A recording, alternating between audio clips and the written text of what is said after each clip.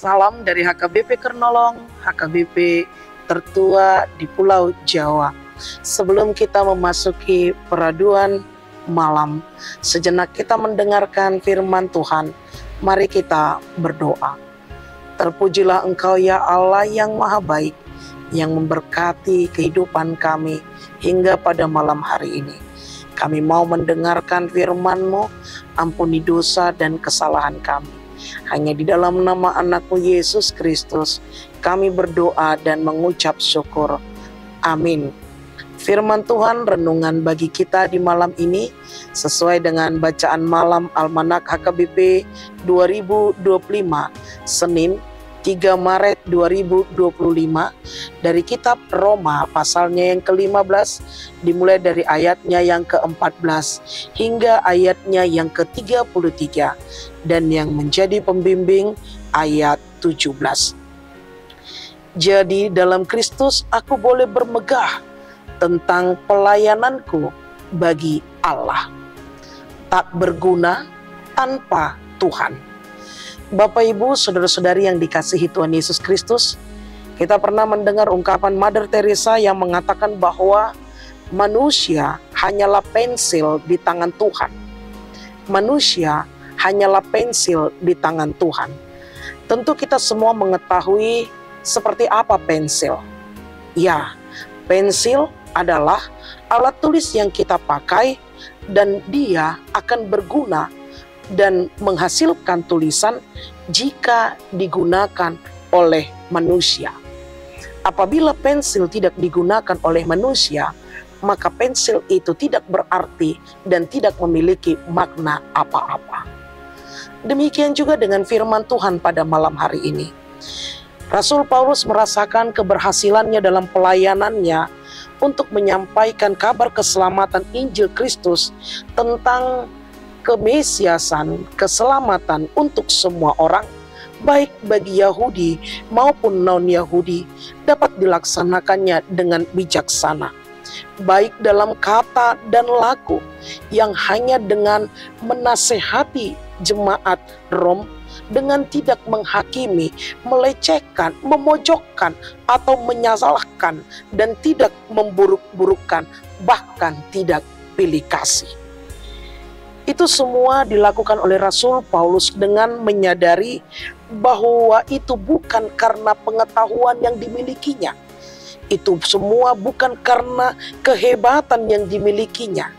Tapi Rasul Paulus menyadari bahwa itu semua adalah karena pertolongan Roh Tuhan yang menyertai dan melindunginya dalam melakukan tugasnya dalam pekabaran Injil.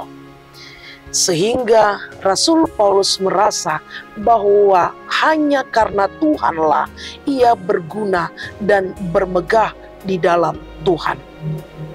Sekalipun dalam pelayanannya, Paulus banyak mengalami tantangan dan hambatan. Bukanlah suatu hal yang berarti jika dipilih oleh Tuhan tidak akan mengalami kendala atau tantangan dalam hidup dan pelayanannya. Namun satu keyakinan yang dimiliki oleh Paulus bahwa ia tidak dapat berbuat apa-apa selain daripada pertolongan dan penyertaan Tuhan. Sekalipun tantangan dan hambatan itu begitu besar, tetapi Rasul Paulus menjalaninya dengan penuh sukacita berkat pertolongan daripada Tuhan. Dengan kesadaran yang demikianlah, Paulus bermegah di dalam dan setiap pelayanannya karena Tuhan menyertainya. Tak berguna tanpa Tuhan. Bapak Ibu, saudara-saudari yang dikasihi Tuhan Yesus Kristus, bagaimana dengan kehidupan kita? Apakah kehidupan kita sudah berarti, berguna, dan bermakna? Apakah kita sudah melakukannya di dalam dan seturut dengan kehendak Tuhan? Kehidupan kita akan berarti dan berguna jikalau kita ada dan di dalam Tuhan. Kita dapat bermegah jikalau Tuhan ada bersama-sama dengan kita. Namun seringkali yang terjadi, kemegahan kita terjadi karena apa yang kita miliki. Sehingga dengan kemegahan itu, menciptakan perbedaan, kesombongan, strata, merasa lebih tinggi, merasa lebih hebat, sehingga ada penilaian untuk menilai orang lain. Kita terpanggil melalui firman Tuhan pada malam hari ini. Kita tak berguna tanpa Tuhan. Karena itu, jika saat ini Tuhan mempercayakan apapun kepada kita, baik kekayaan, materi, pengetahuan, pendidikan, semua yang diberikan Tuhan, hendaklah kita bermegah di dalam Dia. Kita jangan memakai kemegahan kita untuk kesombongan, tetapi bermegahlah di dalam Tuhan dengan melakukan yang seturut dengan kehendak-Nya.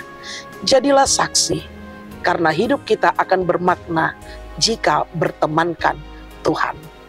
Amin. Terima kasih ya Bapa atas firman yang telah kami dengar.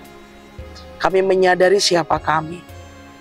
Ajari kami Tuhan, di dalam hidup kami di muka bumi ini, menjadi manusia yang bermakna dan berguna, dengan penyertaan Tuhan, sehingga kami dapat menyukakan hati Tuhan.